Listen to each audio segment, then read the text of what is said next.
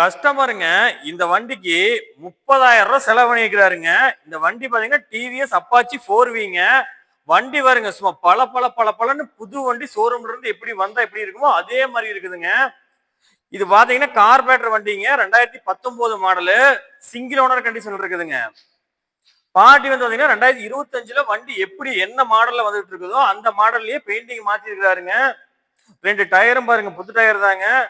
வண்டி number TN 86E 6744ங்க. New battery தான் வச்சிருக்குதுங்க. 23,247 கிலோமீட்டர் ஓடி இருக்குதுங்க. இன்ஜின் பாருங்க.